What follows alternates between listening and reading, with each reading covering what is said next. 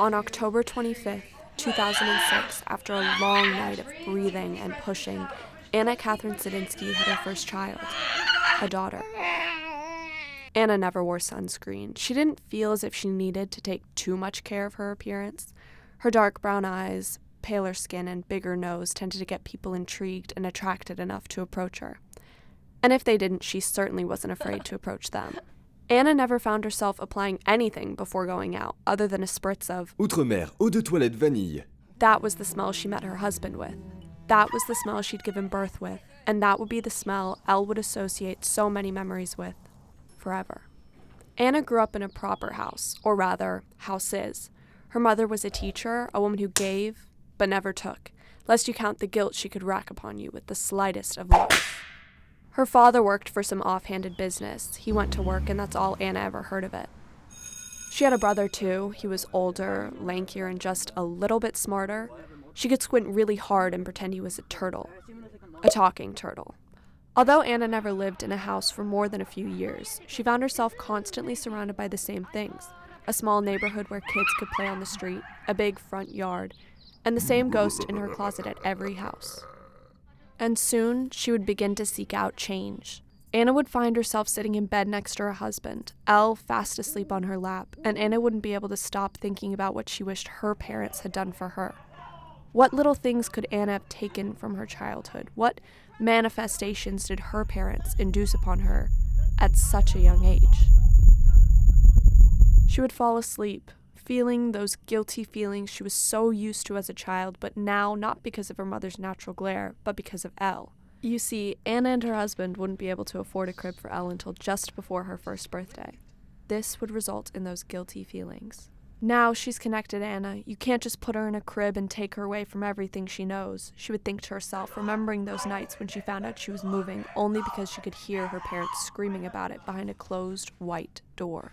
The betrayal of a secret being kept from you, the heart-wrenching pit of being ripped from somewhere you just began to grow. Elle would never feel that. When Anna met her husband, she was happier than she had been in her entire life.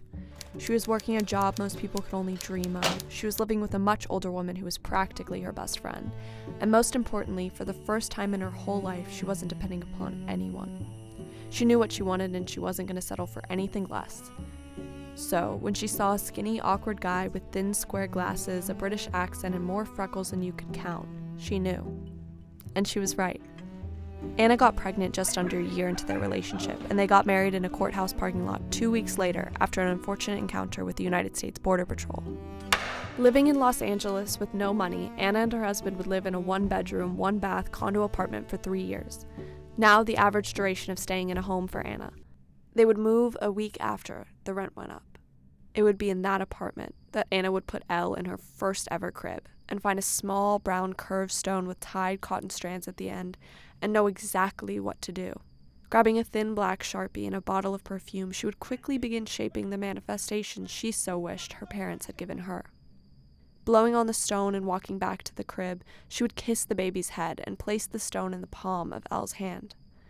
Immediately, her tiny fingers would curl around the cool, smooth surface, fascinated and intrigued by the smell, urging the rock to talk to her like her mother did, not understanding why it smells so familiar but feels so different. Anna would watch, envious of the opportunities she would fight for her daughter to get in this world, and proud, knowing that eventually, Elle would have the courage to fight for those opportunities herself.